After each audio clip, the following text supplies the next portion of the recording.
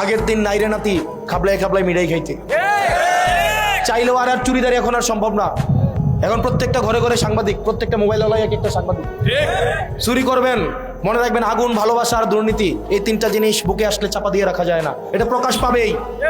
আপনি দুর্নীতি করেছেন, প্রকাশ পাবেই, এবং লানত এই দুনিয়াতেই দেখবেন। আওয়ামী লীগের লানত দুনিয়াতে পাইতেছে না এখন, পাইতেছে না এখন। এমন একটা দল করলে জোরে বলতেও পারে না। লানত, আল্লাহ লানত দুনিয়াতেই দেখাচ্ছে। সেজন্য দুর্নীতি করে লাভ নাই। ছোট মন নিয়ে সমাজে চলতে হয়।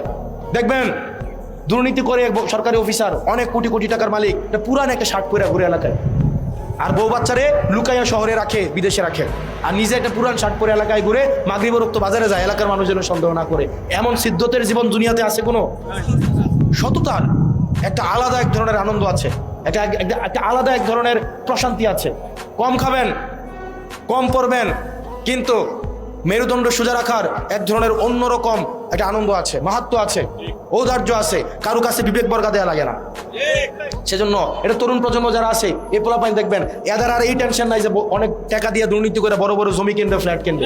ওদের কথা হচ্ছে কি, আমরা সততার সাথে, যোগ্যতার সাথে যতটুকু খাবো, ফ্যামিলি নিয়ে সুন্দর করে একটা সুন্দর প্রেজেন্টেবল লাইফ আমরা লিড করব।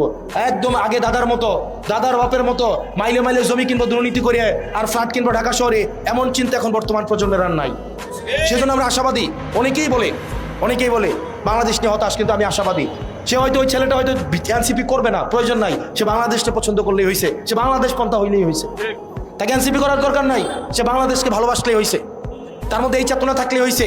বিদেশে যে টাকাটা পাঠাইয়া বাংলাদেশ থেকে প্রত্যেক বছর লক্ষ লক্ষ মানুষ বিদেশে চিকিৎসা নিতে যায়, অথচ এই সেবাগুলাই কিন্তু আমরা বাংলাদেশে যদি আমি ইনস্টল করতে পারতাম, তারা দেশেই চিকিৎসা করতো, দেশেই টাকাটা থাকতো।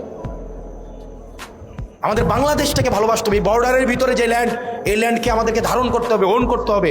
আমাদের যেন বিগেস্ট ড্রিম বিদেশে চলে যাওয়া না হয়। তা আমাদের উত্তর প্রজন্মকে জবাবদিহিতার আওতায় আনতে হবে। কেন এই তরুণ প্রজন্ম